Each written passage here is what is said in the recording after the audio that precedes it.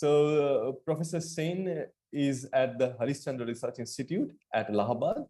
He works on different areas in quantum information and quantum computation, quantum entanglement, quantum communication, quantum metrologies, a lot of quantum algorithms, and he has also deep interest in solid state, or I will say many body physics, and he tries to use these ideas and somehow harness them in the context of solid state or many body quantum systems. With that introduction, I would request Professor Sen to take over.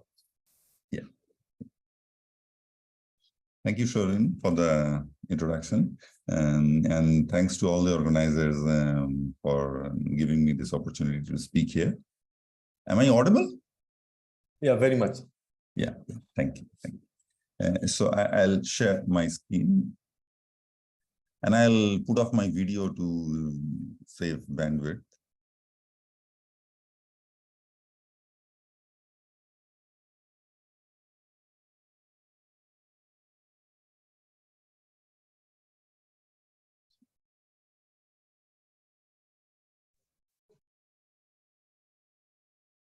Can you see my screen? Yeah, it's very much visible. Yeah, so I'll make it full screen.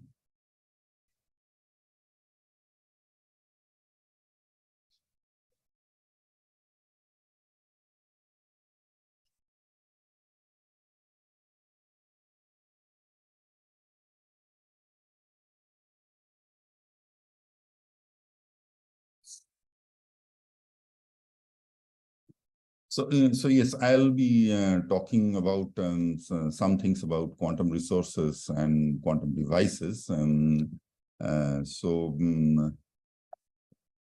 This would how it would go.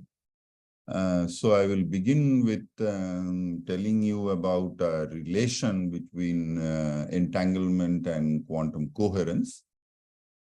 Quantum coherence and entanglement are known to be two resources in running quantum devices. But rather, what I would try to argue is that entanglement is quantum coherence. We'll see what it means. And in the second part, I'll talk about quantum batteries, entanglement, and its relation to energy extraction in quantum batteries. And I will also consider some aspects of noisy quantum batteries. So yeah, so let's begin with this, the first part. So as we know that quantum devices are being marketed as useful, and hopefully they will be when they will be built on a commercial scale. And this includes quantum computers, quantum crypto devices, etc. And some of them are in the market, but some are not, unfortunately. And many run with entanglement as the resource. And so, I mean, this is in this audience, probably this definition of entanglement and quantum coherence is not required, but I'll still, for completeness, give a short introduction to what is entanglement, a quick introduction to what is entanglement and what is quantum coherence before bringing the relation between them. So let us consider a world of small letters and another world of capital letters. And we write such expressions, and we have learned in school that such expressions can sometimes be factored. And so you look that in every term, we have a small letter and a capital letter. And when we factor, we do the same. We try to write it as a factor of two things, in which there is one part contains only small letters and the other contains only capitals. Now, this one was simple, and one can consider more complicated ones, and our school books were full of them. But I mean, you can many a times factor them like this. But then you occasionally can land up in something like this term, this small a into capital A plus small b into capital B, that cannot be factored. Excuse me, sir. Yeah, sorry. Yes, Sir, tell me. sorry to interrupt. Would you mind switching it to the full screen mode, because it's also being broadcasted in YouTube? So that would be much visible to the participants. Yes. I thought it is already. So how do I do that?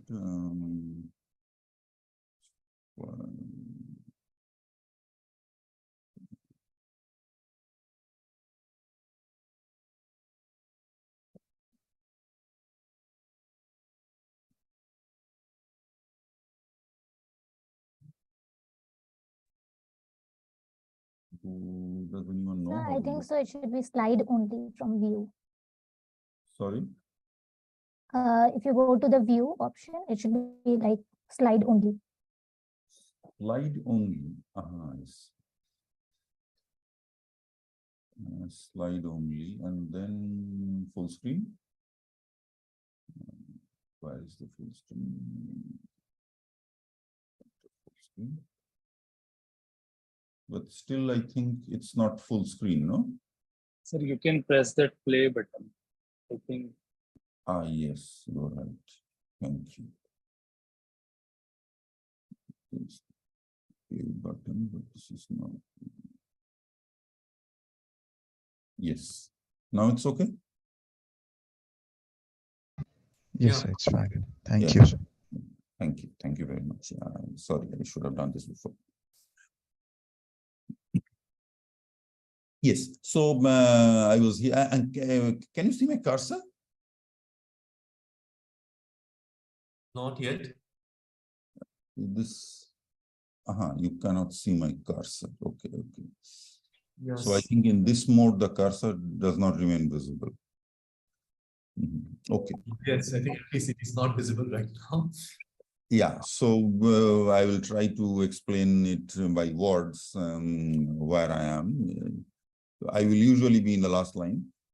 So here in the last line, you have this expression A into capital A plus B into capital B, that you can easily convince yourself that cannot be factored as smalls times capitals. And this simple fact can be carried over to tensor product Hilbert spaces, and there such non-factorability leads to the existence of entangled states. This would give you pure entangled states. One can similarly consider mixed entangled states. So this is, of course, not a complete definition of entanglement. I mean, this is just a hand-waving thing, but I want to keep it to this level to reduce the math. So such entangled states can and has been prepared in several physical systems around the globe. And perhaps more interestingly, they are useful. For example, in teleportation, in dense coding, and other things.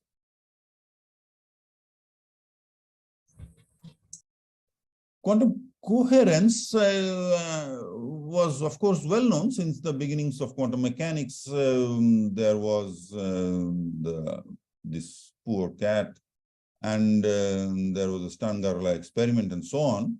But in the quantum info arena, so to say, it came a bit late in comparison to entanglement. It was via these two papers, which are unfortunately separated in time by quite a distance. Due to, I heard that this first paper was never published because of strange publishing techniques that our publishers have. But okay, let's go on. And so quantum coherence is the ability of a quantum system to be in two different states at the same time. And So this is not similar to a politician in two different parties. Why? Because, well, they are actually neither. More seriously, this is also different from a flower kept in my pocket, hidden in my pocket, which is either pink or not pink. And now in this case, it's not in a, it does not have quantum coherence because it is either pink and or not pink, but not both pink and not pink. Yes. And I mean, these are the type of cartoons that I found on the web, and this is quite popular actually. And something like this is what is quantum coherence.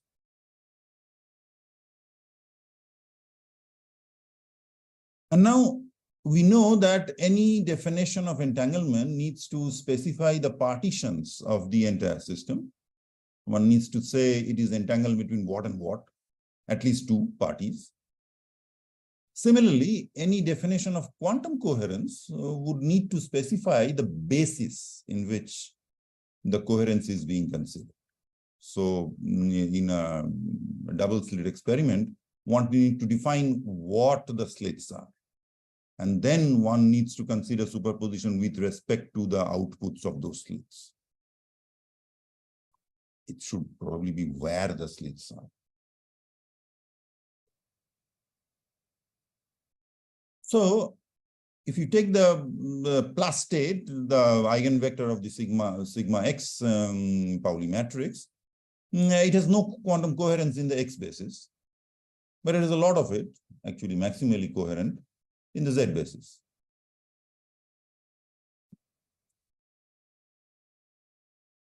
And again, such quantum coherent states can and has been prepared in several physical systems since long back.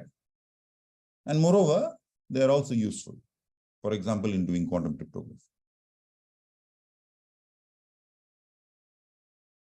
So this would again be somewhat hand-waving definition of quantum coherence, and but we will again keep it to this.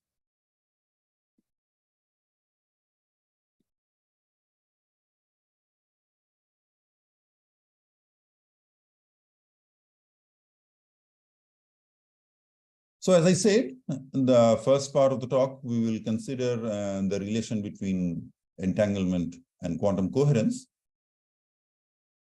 And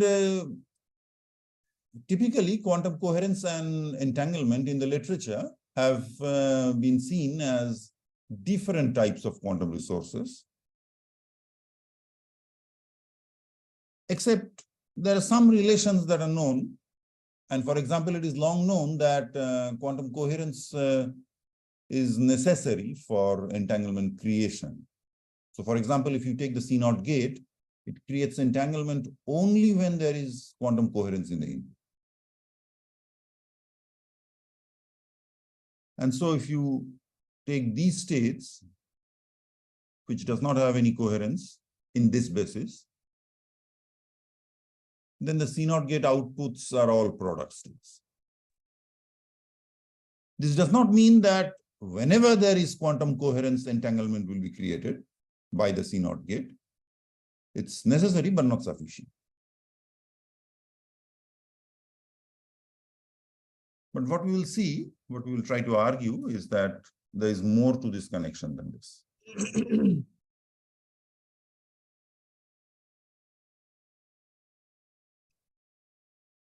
So as I said, we will actually try to show that entanglement is quantum coherence. In a certain way, of course. And this is that way. So what we have found, what we can show is that for any bipartite pure, so I'm considering first the special case, this can be generalized. So for any bipartite pure states, two-party pure quantum state, it is entangled if and only if it has a non-zero quantum coherence with respect to all locally distinguishable complete orthonormal basis. So this last thing is a lot of adjectives. We will try to understand that first. This locally distinct, the question of the concept of local distinguishability. Let us spend a few minutes in that, because that is very intimately connected to this relation between entanglement and coherence. This thing was also done in a different way, slightly different way in this paper by Vedral and his co-workers. I mean, in these people, among these people, I only happen to know Vedral, but it's like Zhu et al. In this paper in 2017.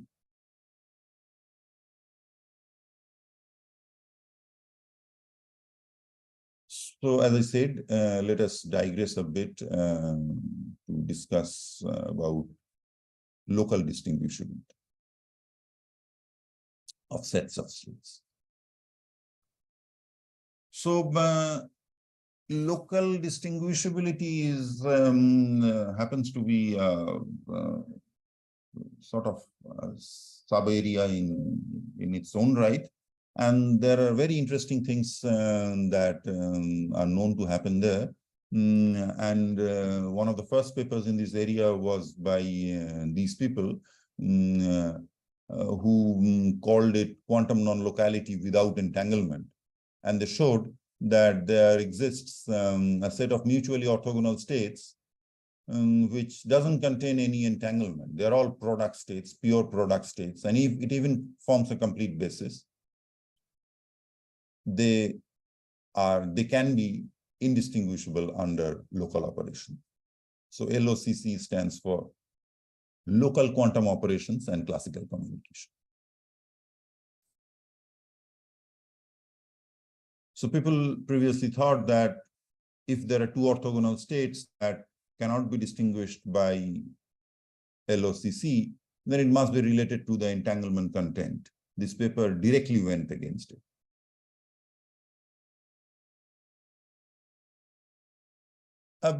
Close by, there was another paper by these people, Walgett, Hari, Short, and Vedral in 2000, where they showed that if you have only two states, two orthogonal states, and if they are pure, then irrespective of the amount of their entanglement content and the dimensions and the number of parties, they are always locally distinguishable. So these two papers tried to dissociate, so to say, entanglement and local distinguishability. And there was another paper by in 2003, where it was shown that if you have a locally distinguishable set of states, then sometimes you can make that set locally indistinguishable by reducing the average entanglement in the system. So I was presenting a poster in a conference on this. I was a PhD student at that time, and Lucian Hardy called it more non-locality with less entanglement. And that we kept it as the title of the paper.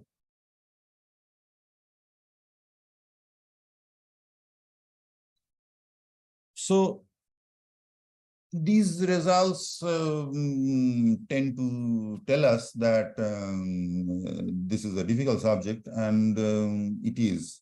And in particular, these questions, suppose I want to ask the question that which sets of orthogonal states are LOCC distinguishable, this answer is not known in general as yet.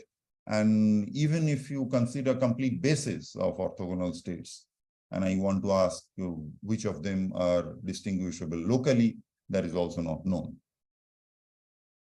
However, one result is known. It says that if you have an LOCC distinguishable complete basis, then it has to be always product. One has to be careful here because the opposite is not true. So if you have a complete basis which are all product, then it does not mean that it is locally distinguishable. A counterexample was given in this paper. But this fact that every locally distinguishable complete basis is formed of product states is the thing that we use to give our proof. So we revert to where we were, which is here. We were here. And so what we show is that if a pure entangled state, if a pure two-party state is entangled, then a necessary and sufficient condition is that you check its quantum coherence with respect to every locally distinguishable complete basis.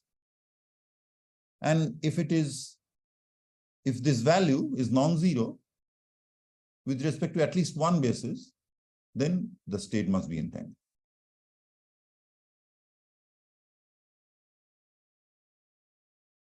I'm not going to the proof. The proof is actually very easy. But the important thing is this all locally distinguishable complete orthonormal basis. The important thing to note here is that we do not yet have a complete characterization of these complete orthonormal bases.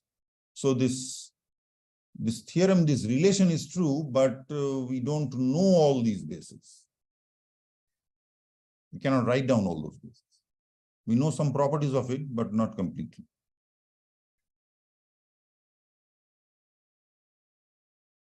We can generalize this to, as I said, to mixed states also. And so this sentence that we wrote holds for arbitrary states.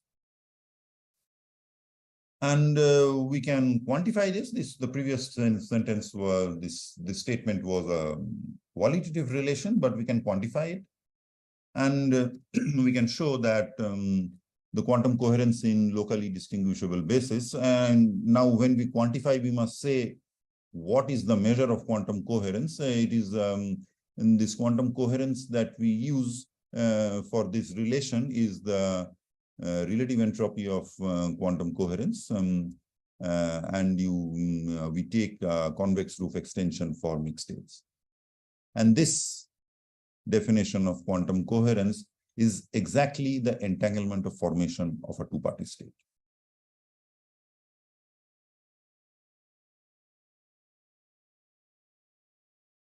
And this is the sense in which we wanted to say that entanglement is quantum coherence. As you see that it is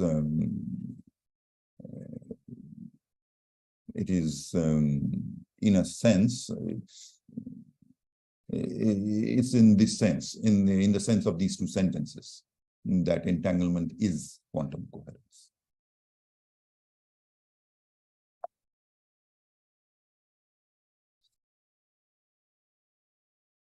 We also generalized it to the multi-party case. I will not go there. And these are the papers where it was published. The first one was by Ashmita, and the second one was by Ahona and Swati.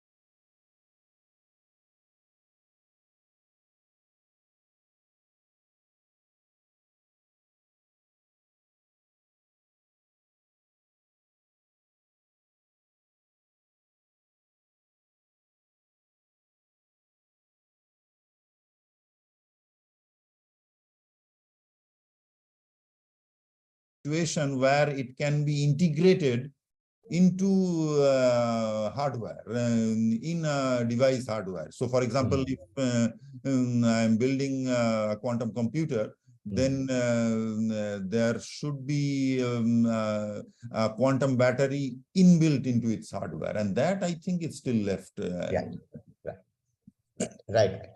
Got it. Yeah, thanks. Thank you. So any other questions? You can unmute yourself and ask. Hello. Yeah, go ahead. Thank you, sir, for the talk. I had two questions. One question is from the first part where you said like entanglement can be considered to be similar to coherence, but you said that it's with respect to locally indistinguishable and complete orthonormal basis, right? Yeah. So my question is like, as you mentioned in the conclusion also, like even quantitatively they are same. So does that mean that we do not need to separately quantify entanglement and coherence when we are measuring it with respect to that particular basis? Yeah, so what I wanted to say, as I have been telling continuously, that I mean, this relation between entanglement and quantum coherence is in a certain sense. And so there are different facets of entanglement and there are different facets of quantum coherence. It is in one of these facets that they become equal. So for example, we have related coherence with the entanglement of formation. However, we know that there is something called distillable entanglement. There is something called relative entropy of entanglement and so on. Those are not as yet connected to quantum coherence.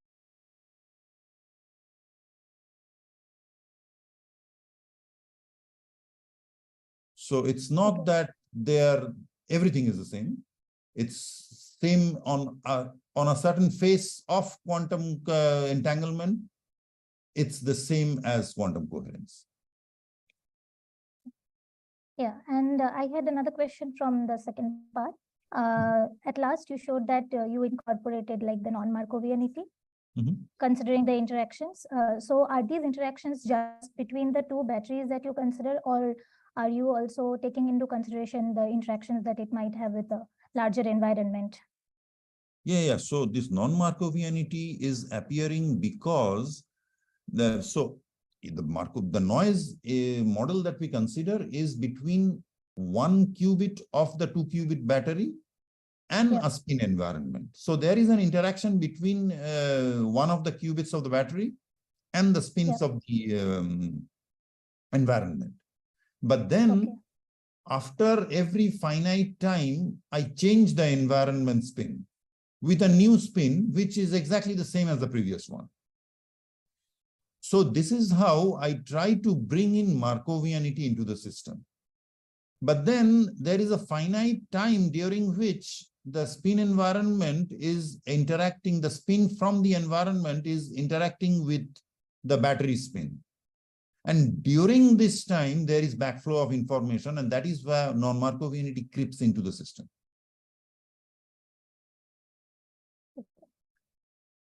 Yeah. I think I got my answers. Thank you. Thank you. Thank you. Any other questions? No, I have a question. Still a few minutes. Yeah. Okay. Go ahead. So you are saying that there are these quantum batteries and we are extracting the energy from it after a unitary evolution. So where this extracted energy being used, like how can I imagine that how this loop is closing, that quantum batteries are connected to? Yeah. So this is very related to what Prashantoda was asking. I mean, so I think so the short question is the answer I don't know. And the long answer is that these quantum batteries will become useful only when, as far as I understand, only when it can be integrated into a quantum device. So a real quantum device, so for example, I am running the Shor algorithm on a superconducting device quantum computer, and there some energy is needed, and it is needed in an efficient way. And so that energy I want to extract from a part of the architecture. And that is where I will use that how much entanglement is to be put there and how non-Markovianity will be affected there and so on. But as far as I know, that integration has not yet been done. And this will be some way before it will. I mean, we still know very little about both Scholl algorithm as well as quantum batteries to be able to integrate it. But it may be possible that there are some works in that direction that I don't know of. Okay. Since the energy of this qubit system is like decreasing, so we are saying like the difference between them we can extract that, like exactly. we can that use that model. energy. Yeah, that is the model that we have. So our model of a battery is like this. So it's not mine, it's of the Alichki and Fanes. What they wanted to say is that I am modeling a quantum battery and its energy extraction in this way. So I apply unitary. So my battery is a Hamiltonian and a quantum state. And I mean a system which has a state and a Hamiltonian. And I apply only unitaries to it. And by applying the unitary, I can change the energy. And this change of energy, I assume, is the energy that I have extracted from the system. And how exactly that energy can be used in another thing, that, I mean, how will I mean, we have batteries at our homes and we can light up a torch. That thing I think is still missing in the quantum case. Okay. The unitary evolution is the time evolution. Is the time evolution. I mean, any unitary is allowed. Every unitary is an allowed quantum operation. Okay. And that is what is being used to extract the energy. Okay, thanks. Any other question? Sir, I have a question. Okay. So is there any kind of limit or something that how much energy we can just extract from just quantum batteries? Theoretically yours. I mean, it cannot be higher than the amount of energy that is in the input, the rho naught that we had. One cannot get more energy from that, but it's actually more because there is the restriction is even higher because there are some quantum states from which you cannot change its energy anymore at all. So these are passive. So even if there is some energy in the system that can remain unextractable by unitary operations. Okay. Any other questions? So as these questions came out, if there are no other questions, I just one thing is coming to my mind. Maybe I ask. So if you say unitary operations, if I think of the unitary operation being initiated by a constant Hamiltonian, then probably the expectation value of the operator will stay constant in time and I cannot extract any energy. But does it not then automatically means that if I have Hamiltonians in mind, I do have time-dependent Hamiltonians in mind to do this? Because then, of course, I can kind of take out energy or pump in energy through the fields which I apply as a function of time. Can I think of it this way? Will this be? Yes. So one has to be a bit careful here because you see, in a time-dependent Hamiltonian, you would actually insert energy into the system. So one has to see whether the energy that you are extracting is not the same as what you are actually inserting. So exactly. Yeah. So I don't know how to carefully consider that. I see. But yeah, what I was thinking is a great thing to do. If you have unitary and if it is a constant Hamiltonian, then probably the expectation value of the energy operator is a constant for any state, right? Yeah, exactly. So then it will not. So I cannot extract anything out of it, neither more, neither less. And then the second thing which comes to your mind is that then I need to invoke time dependence to meaningfully kind of have a possibility. Exactly. But what I wanted to say is that, I mean, it certainly is a possibility, but then one has to see whether we are not inserting Pumping energy into the system Yes, by yeah. using this time dependence. Yes, yes. It's like Yeah. when we do it with photons, it's like saying you will probably welcome a spontaneous emission process rather than a spontaneous absorption process. Yeah. And then you are in the right place, right? Something like that. Yes, certainly. The other one last question which I have is it possible to use in this quantum batteries situations where you, rather than using individual states for a small system, use the phase of matter to drive it, like phases of matter, the macroscopic phases of matter, which are energetically different? Not that I know of, but people have considered many body systems and considered so specific Hamiltonians, and I mean there these optimizations become very difficult. So to know the passive state exactly is very difficult. But people have certainly considered energy extractions in many body systems also. But I don't know whether they have used the phase as the driver. I see. Okay. Thanks a lot. Thank you very much for patiently answering all the questions. Thank you once more.